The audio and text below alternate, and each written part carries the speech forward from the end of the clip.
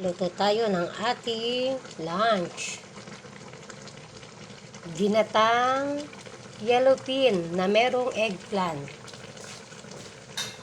Pinangat ko muna sa sampalok.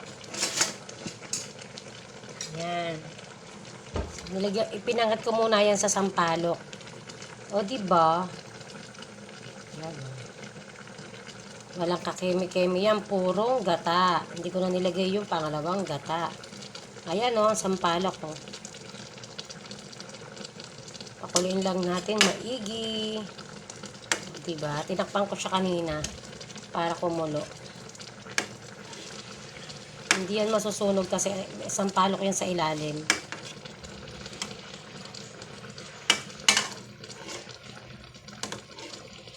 Gata lang yung binili ko ngayon. Lagyan natin ng gata yung mga eggplant para naman magkaroon sila ng laza. Oh, lapot oh.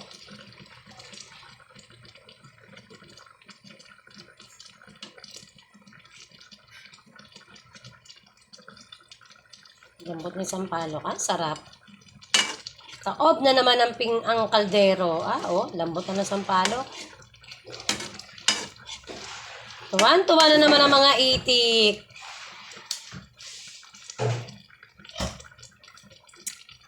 Matabang sa asin. May na po yung apoy ko pala. Kaya pala ang bagal ng pagtibok ng puso ng aking kalan.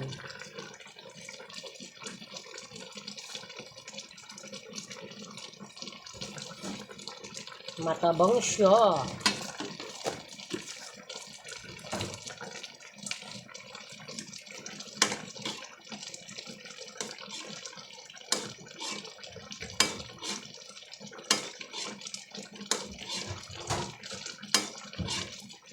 Nagsasaing ako ng kanin ng aming chuchu.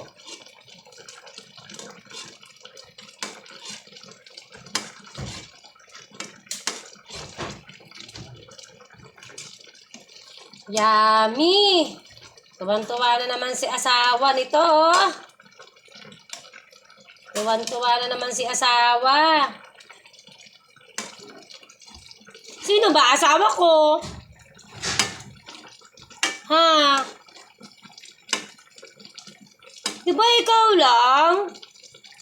Ato. Ay, grabe. Ang sarap-sarap. Kakaalmusal ko lang para tuloy ako nagugutom na.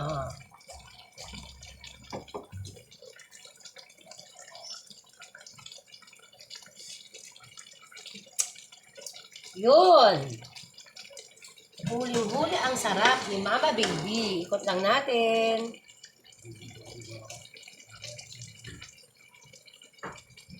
Yan. Hinaan po natin para medyo.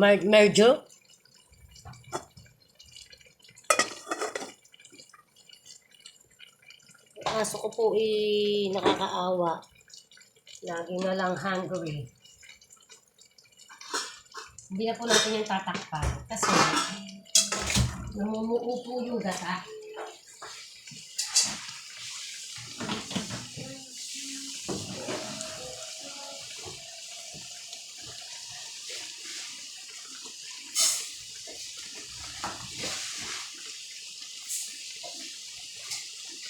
Sasain po tayo. Maghuhugas na po ako ng bigas kasi malapit na po siyang maluto. Ayan, di ba? Ang sarap ng aming lunch.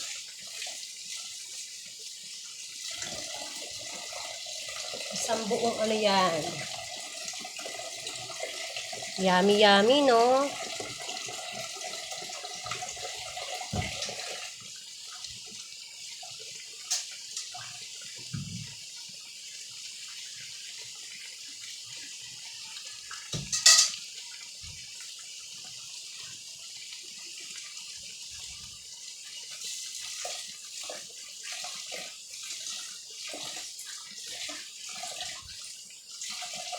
Sarap ugasan ng bigas ang lalaki. Bye-bye! Luto na yan! ang ating ginatang yellowfin. Bye-bye!